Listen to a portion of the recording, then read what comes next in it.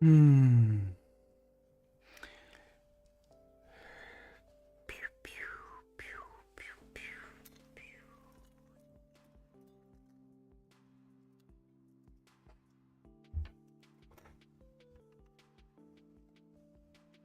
Okay, it looks like we are live on everything. Excelente. Um, great. So, I just started streaming this month, and also, but this was actually probably a problem with all of my streams in the last however long. Um, I didn't want my audio to be like in the red, so I had the volume down, and then my friend Ohm. Why did it just say that I went offline for a second? Okay, my friend Ohm, a friend in the chat was like, "Yo, your shit's way too quiet."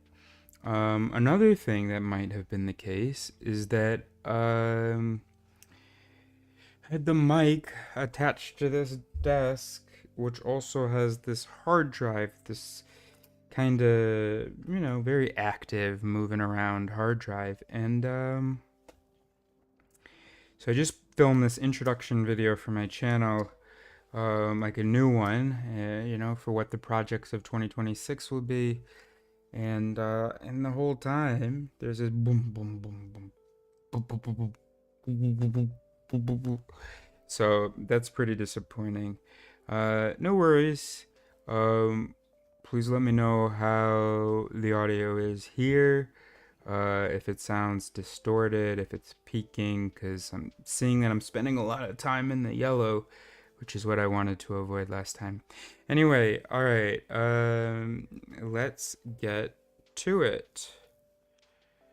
Yeah, let's get to it. All right. And if I go like this, gonna move it. It's all right. I'm gonna move this all the way over. All right, and we're ready to go. So, of course, we're reading Losing Ourselves.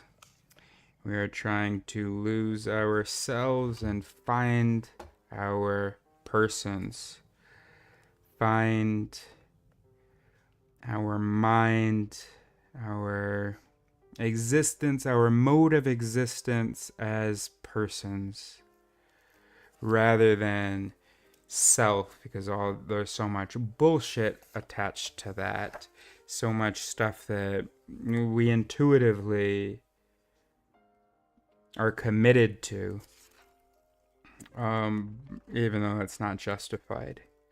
So chapter 1, which I think we did 2 days ago, was the chapter Who Do You Think You Are, What a Self Is, and Why You Think You Have One.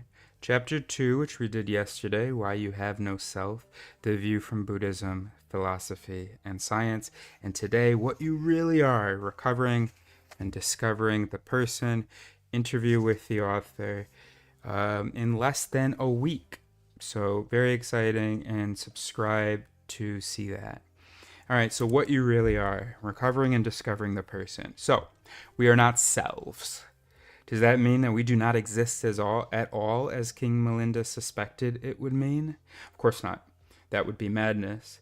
And it would be equally mad to claim that we have no subjectivity and no agency at all just because we are not transcendent subjects and are not free from the bonds of the causal nexus.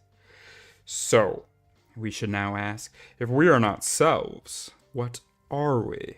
And if our subjectivity and agency are not relations between us and the world, how should we understand them? In short, once we put aside the fantasy version of our self understanding, how can we create a more realistic sense of who we are?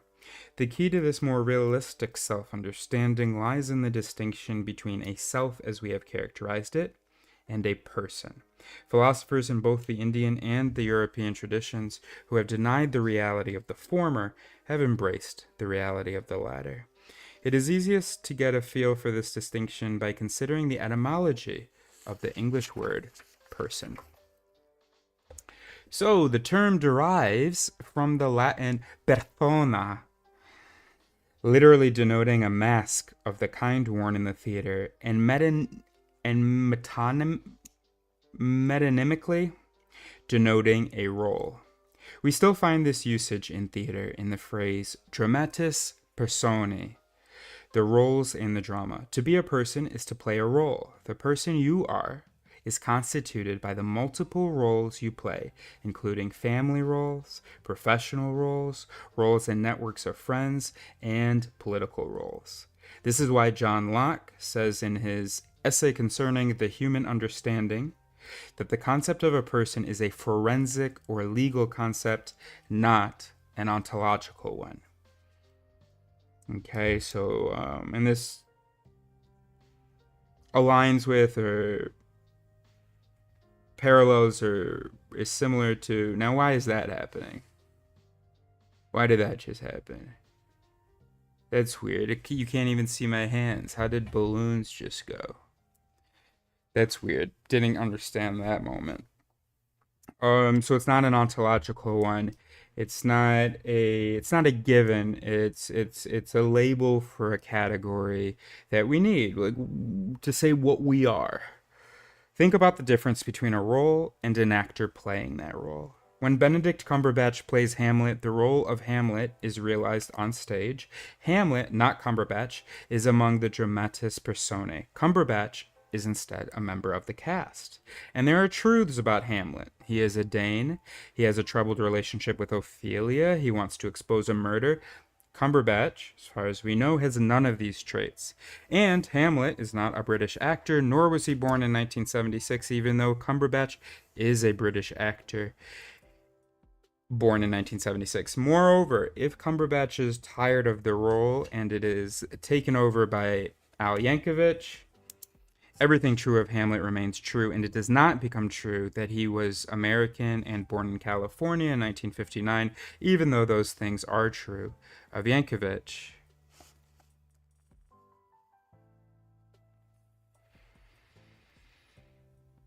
In short, even though Hamlet is entirely fictional, and so there is no fact of the matter regarding precisely where or when he was born or how tall he is, etc., he is a real character, a persona, and there are both truths and falsehoods about him that are independent of any facts about the actor who plays him in any particular production of the play.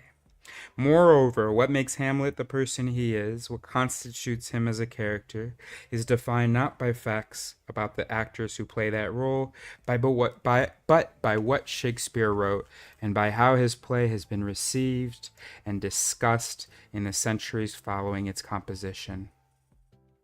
We cannot, for instance, ask what Hamlet was really like outside of the context of the play. There is no Hamlet outside of that context, and if the play had never been written, even if Benedict Cumberbatch somehow recited all of those lines on a stage, he would not have been playing Hamlet. The relationship between a fiction and the characters it creates is thus double-edged, reflecting the curious and often overlooked fact that the words fact and fiction are cognate, sharing the Latin root fingere, to make or to fashion. And I forgot this, but I think I had noticed this in the past, but the word for like do or done or did or fact, it's all the same in French. So do and fact, FAIT. But then in fiction, fiction is fiction. It'd be really interesting to look at and think about how, how that etymology has happened, or how that evolution of those terms going from fingere to our fact and fiction, to their do and fiction in French. So fictions create facts. That's the point. Okay, so I'm going to read that sentence again. The relationship between a fiction and the characters it creates is thus double-edged, reflecting the curious and often overlooked fact that the words fact and fiction are cognate, sharing the Latin root fingere, to make or to fashion. Fictions create facts, and this means both that both that the contents of fiction are creations, not mind-independent realities, and that nonetheless there is truth and falsity with respect to them, truth and falsity constituted by the very act of their creation. The point of this analogy is thus that to be a person is to be something like Hamlet, not to be like the actor playing Hamlet. Hamlet requires an actor to be instantiated, to be brought to life on the stage, as well as a literary context and a set of theatrical conventions that enable that instantiation or enlivening. In the same sense, we require bodies and collections of psychophysical processes to bring us to life on the stages in which we fret and strut our particular hours, to mix Shakespearean plays, as well as a social context and set of conventions that enable us to be recognized not merely as live human bodies, but as persons among persons. To the extent that we are single characters over our lifetime, we are, like Hamlet, played by a succession of actors: an infant, a toddler, a schoolchild, and then finally, with any luck, an elder. There is at least one important difference between Hamlet and one of us. Our lines are not written in advance, and our characters are performed in the context of an improv show, not a scripted play. This is important because independence is at the core of the idea of the self. And as we discard that idea, one further myth worth discarding is the myth that we ever stand on our own 2 feet. Instead, our identity is forged only partly by the actors who perform the roles in which our identities consist.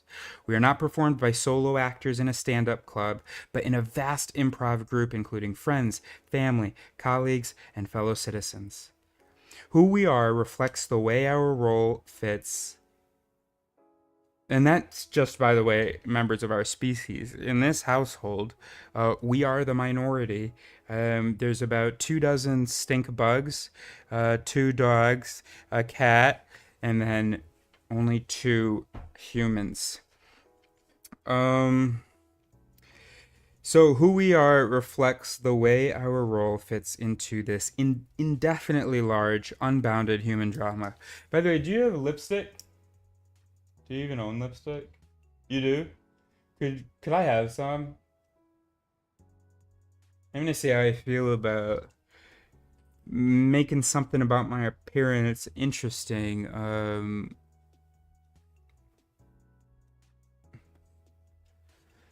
Aww, they're all looking at you. What is she up to?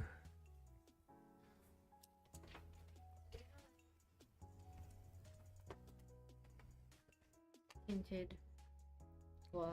This will give you color. It will give me color? Mm-hmm.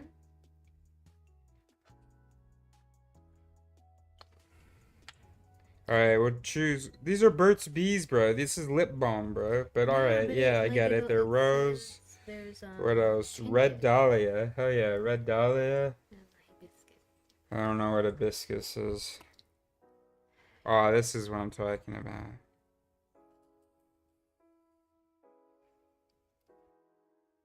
Oh, this is, no.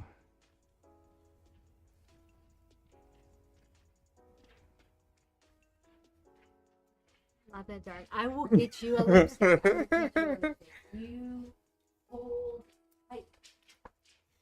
A little bit of absurdity so you don't get bored by learning about your fucking self, because that's how the human brain is. It literally gets bored learning about itself, learning things that threaten its very concept of self. But that's I guess that's the job. And it's kind of cheap to just try to do this with lipstick, but that is what I'm going to do because I get it. You guys gotta wanna learn this stuff, and if you wanna watch my colored sassy lips, what's this? How do you do it? Hello, camera. I'm over here, bro. Hello. Yeah, me, please. Come over here. No. Just cares about you. You can yeah, like take this little piece off. There you go. Mmm. Thick. Oh, yeah. Oh, man. I'm gonna get reported for hypersexual content now. Alright, get out of here. Thank you so much, bro. That's yours in case you want to reapply. Yes, thank you, bro. No, I'm over here, bro. I'm over here, bro. Thank you, bro. Yeah, that's good. And then we'll probably just buy some red lipstick so it's a little more obvious, a little more flashy. Alright, let's get back to it now.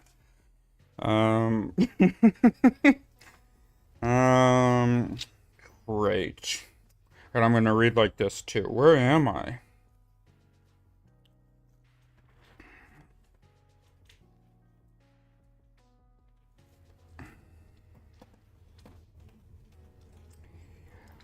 Alright, so I'm actually just gonna go back a little bit.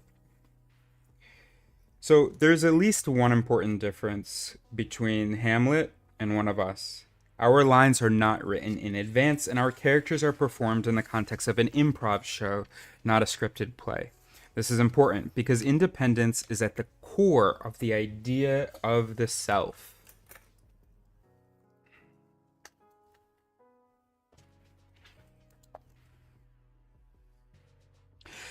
And as we discard that idea, one further myth worth discarding is the myth that we ever stand on our own 2 feet. Instead, our identity is forged only partly by the actors who perform the roles in which our identities consist.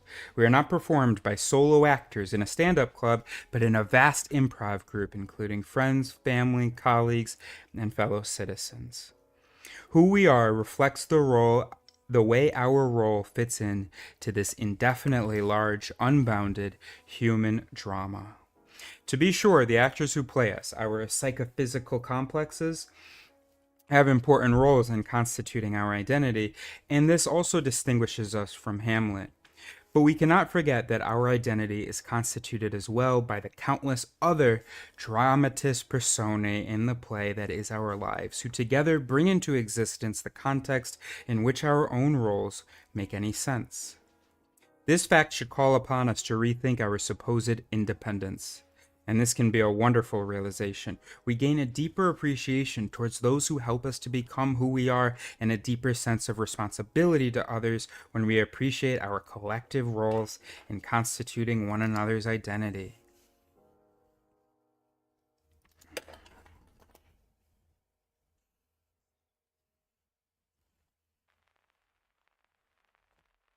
The resulting humility, gratitude, and resolve both reflect a deeper understanding of our identities and make us better people. Well, that's just 2 wins, bro. My reality, then, is in important ways like that of Hamlet.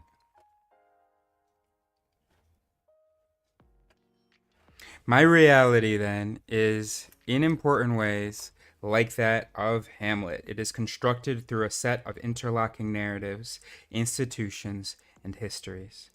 But it is different in that my reality, unlike his, is brought to life and made concrete when it is enacted in a particular body at a particular time. That body changes, and the network of relations and institutions in the context of which I am performed changes. But again, like Hamlet, the role transcends those changes, remaining the same role throughout its history. So we're approaching the part that I've listened up to, that I've listened to the audiobook up to. I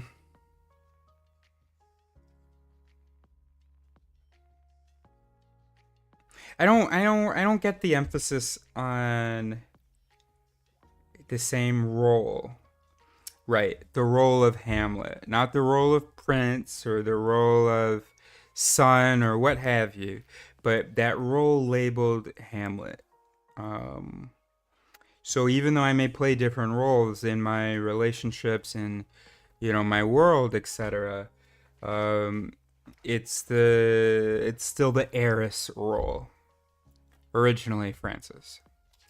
Okay, so that is the sense in which we have a personal identity, and it is a very real sense, a fact brought into life through our collective narrative and an active agency.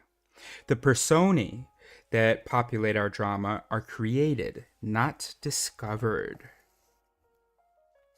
Our identity endures through change, however, not because we are entities separate from the institution's relations, narratives, and embodiment that brings us into existence. On the contrary, it endures precisely because of those very institutions, relations, narratives, and in virtue of that very embodiment.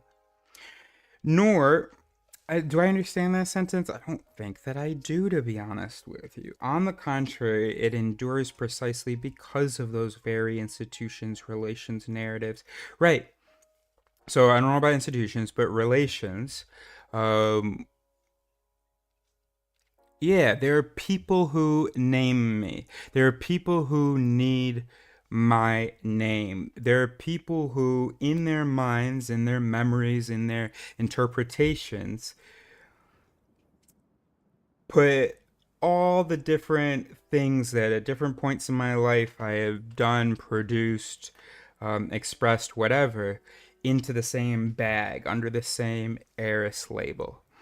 And then narratives, so those narratives of theirs, and then my own narratives is what makes it such that the things that the 5 year old the 5 year old child of my parents did, and that this child of my parents did or wants to do, are all part of a narrative in these psychophysical processes.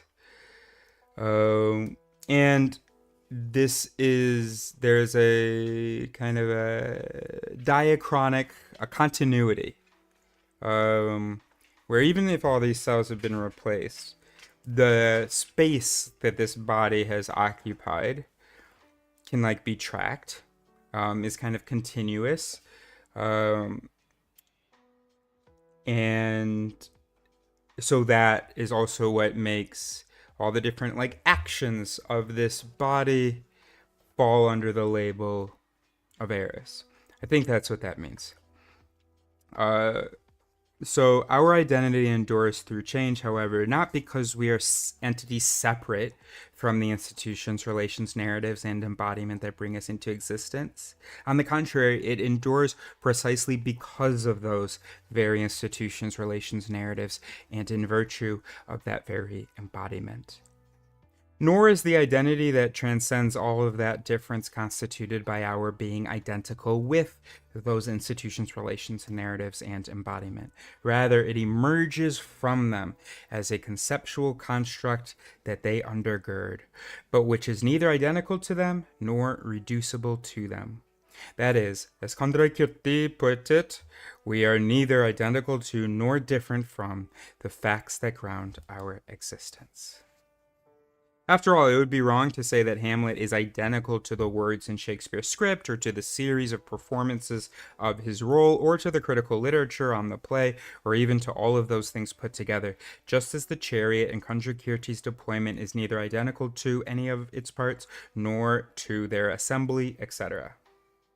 Hamlet is a fictional Danish prince, not a non-fictional set of texts and practices. No set of texts and practices can fall in love with Ophelia or betray Rosencrantz and Guildenstern. It would be equally wrong to say that Hamlet is different from the words, performances, critical literature, etc., for apart from them, there is no fucking Hamlet. Having reconstructed our identity as the identity of persons, one might think that we have not refuted the reality of the self, but instead effectively reconstructed the self. Why isn't the moral of this story simply that we were wrong initially about the nature of the self, that it is not an essential core, subject, agent, etc., but instead this high-level conceptual construction? So yeah, all of that's true, but I think the question here is why isn't that the moral of this story? That is, one might ask, are we just involved in a verbal dispute? A semantic dispute? After all, one might say, having identified the person, what is the harm in calling that the self? This is where it is wise to recall Kundrakirti's serpent. The reason that, oh, I don't have the chat on. Oh, I gotta switch to my live stream on this phone because I don't know how to change the filter on the chat here. So we'll go like this. How do I make this a separate window? Okay, great, awesome. Boom, put it right in there, bro. Boom, excellent.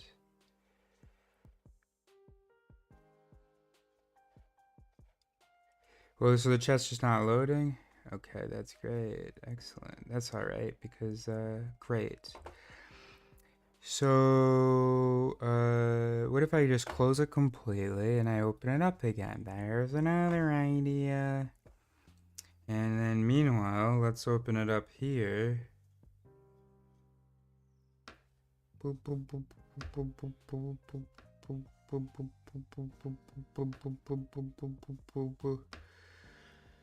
Boom.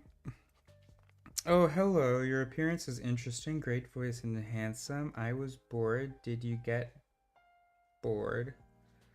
Oh, I think she said I think she might mean I wasn't bored.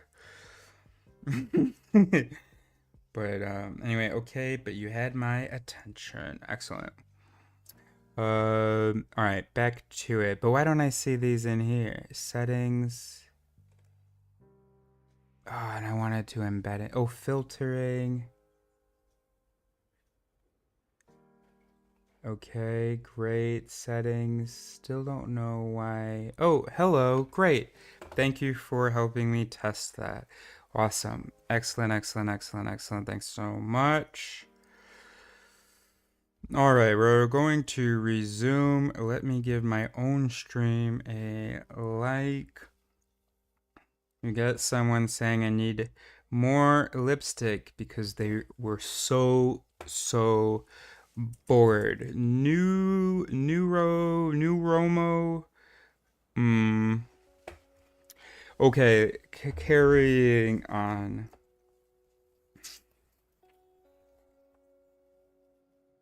So why isn't the moral of this story simply that we were wrong initially about the nature of the South, that it is not an essential core subject, agent, etc., but instead this high-level conceptual construction? Why isn't that the moral of the story? That is, one might ask, are we just involved in a verbal dispute? After all, one might say, having identified the person, what is the harm in calling that the self? This is where it is wise to recall Kundrakirti's serpent. The reason that we care about the self in the first place is that it is what Buddhist philosophers call the object of self-grasping, that which we naively take ourselves to be, and which grounds many of our instinctive, affective, and moral responses. Object of self-grasping. It may ground them in some way, but I doubt it's the foundation. We saw in chapter 1 that we can identify such a self, and that we do instinctively regard our own identities as bound up with such a self. You know what? I just got distracted. So I just found out that this author is, because he was my partner's philosophy professor, like Intro to Logic or something. And I hadn't thought that he was Buddhist, despite the talking about Buddhism. It's just that the only, or I guess the most well-known, we'll say,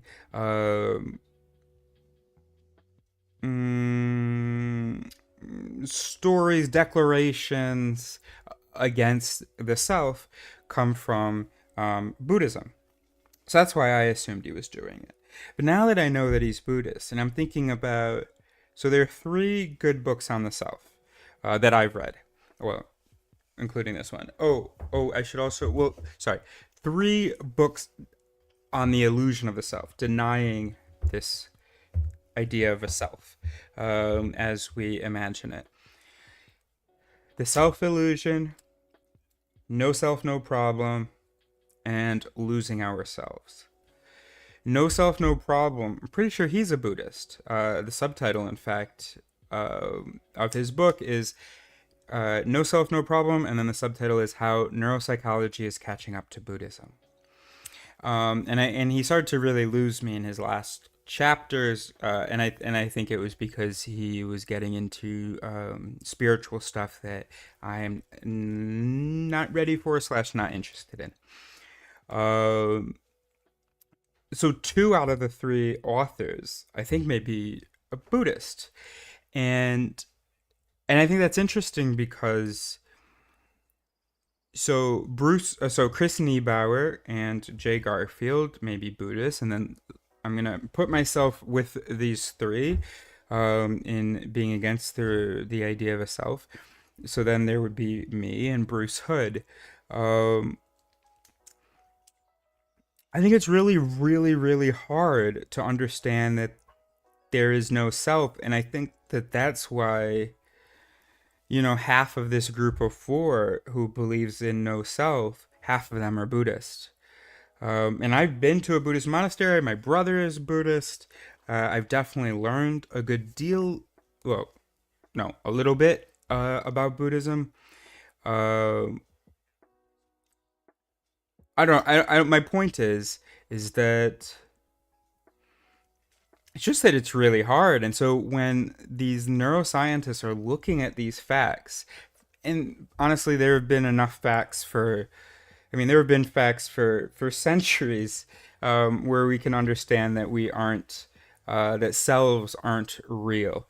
Now let's say like a century and a half. Like once we started understanding that the brain was the only material that we had so far identified for ourselves, for our mental experience, existence, production. Once we realized that, once we saw, and that's with like doctors seeing that with trauma studies, oh my gosh, this guy isn't able to do this thing. Holy shit, a part of his brain is missing or damaged or cancerous, what have you. So once we knew that, and once we also knew that the brain was made up of a bunch of really small parts and cells, and that there was no little man in there, from then on, it could be clear to anybody that the self is an illusion, and yet it isn't. It isn't clear. I went to the neuroscience conference. It wasn't even clear to them that to most of them that they're brains, that they are not this transcendental thing, that there is not this magical self. They kept thinking of themselves as possessors of brains, etc. So anyway, the point is, and I guess let me add one last bit to the point. So the point so far has been that, yeah, it's just like really hard. And then the second half of the point is that so Buddhism appeals to a lot of intuitive things. The no self thing is definitely counterintuitive, but it appeals to a lot of intuitive things. And then once it has its hooks in, once someone kind of accepts some of the premises because they're so appealing, the ethical components especially, not being materialistic, not having attachments to lots of things like expectations and material desires and stuff. Maybe Chris Niebauer, maybe Jay Garfield kind of first discovered anatta, no self, through religious, spiritual experience. And then for Chris Niebauer, that was further confirmed by his research in psychology and neuroscience. I think he's a research psychologist. Maybe he's clinical. I don't really know. I forgot. And Jay Garfield through his work as a philosopher. So I think that's really interesting. All right.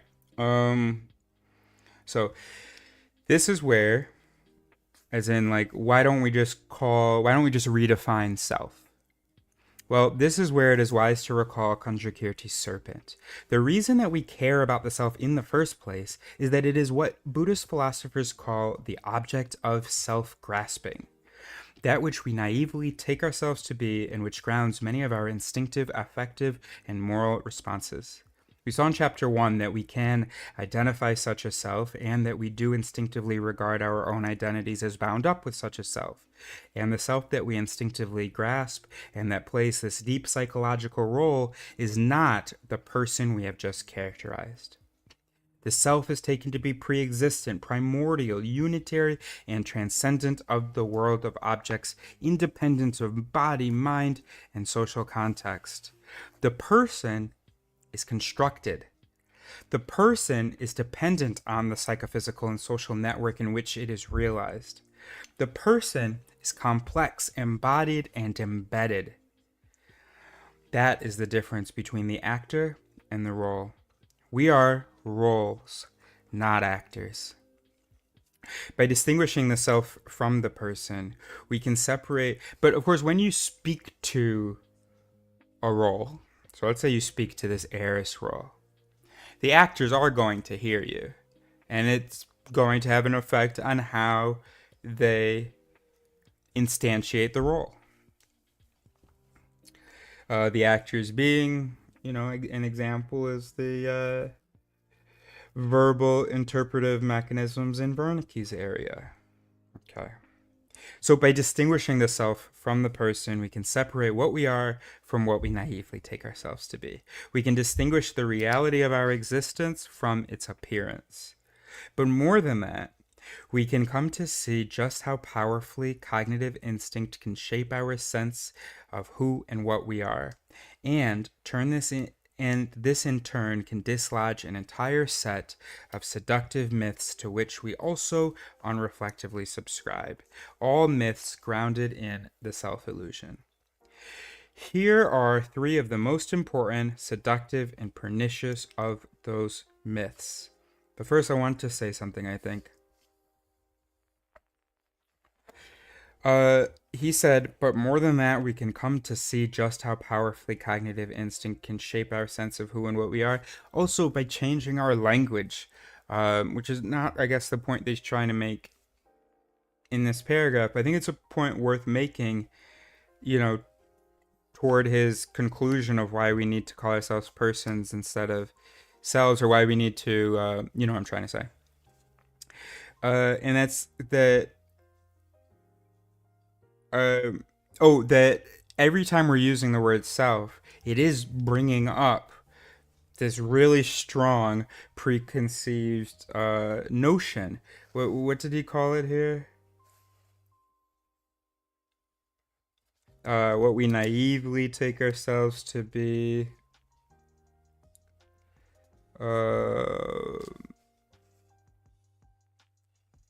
Anyway, what our instinct is. It's associated with the word SELF in English. So change it. Use something else.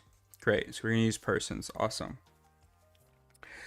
So this in turn can dislodge an entire set of seductive myths to which we also unreflectively subscribe, all myths grounded in the self-illusion. Here are 3 of the most important, seductive, and pernicious of those myths. 1, that we know ourselves immediately and if infallibly as selves. Okay?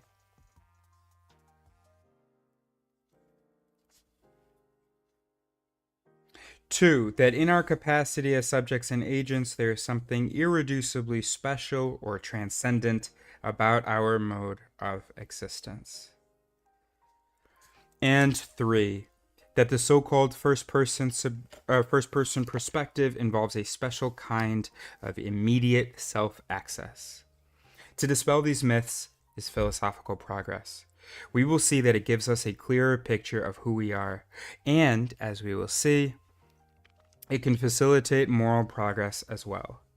To be sure, the fact that our identity emerges in interdependence on one another does not always work in our favor.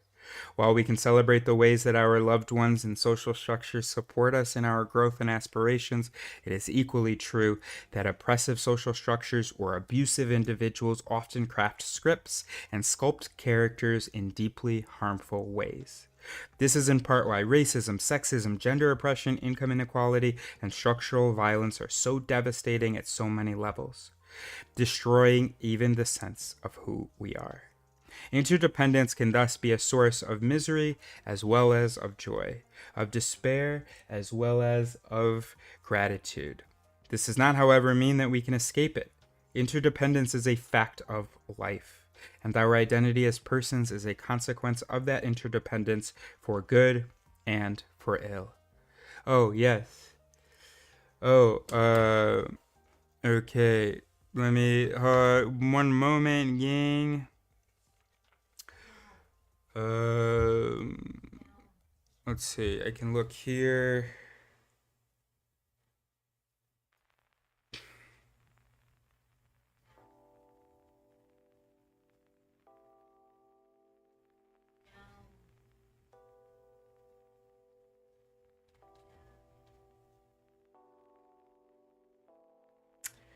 Because you can't do like a passkey with your phone or something like that? Right. Okay. Well, here, come take this and can you just bring it back to me? It's kind of complicated. Okay. Carrying on. Hold on, bro. Your screen's on camera. Well, no, opposite direction. The camera's behind you, bro. Okay, so, to dispel these myths, that we can infallibly and immediately know ourselves, that we are irreducibly special or transcendent, and then I don't really get the difference between number 3 and number 1.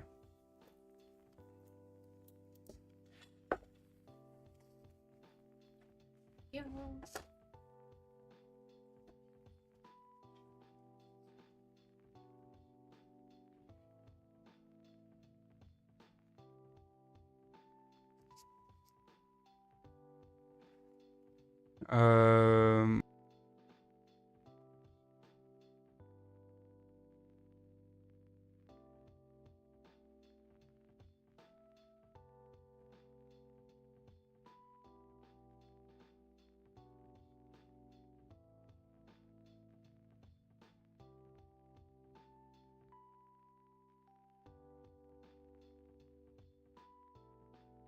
I mean, this time it was not at all on camera. It's a tighter thing, but we just want to be careful about that.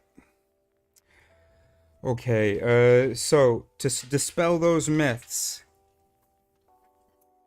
What's that? Yes.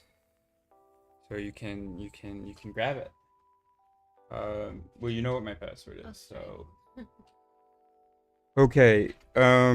So to dispel these myths that we have about what we are as selves, is philosophical progress, we will see that it gives us a clearer picture of who we actually are. And as we will see, it can facilitate moral progress as well. How exciting. To be sure, the fact that our identity emerges in interdependence. Oh, we talked about all that. Great. Interdependence can thus be a source of misery as well as of joy, of despair as well as of gratitude. This does not, however, mean that we can escape it. Interdependence is a fact of life, and our identity as persons is a consequence of that interdependence for good and for ill.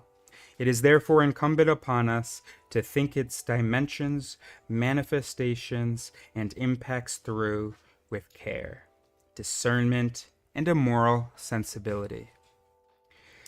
This also suggests that when we think about the influence of these social structures on our formation as individuals, it makes more sense to ask the relevant questions about persons than about selves.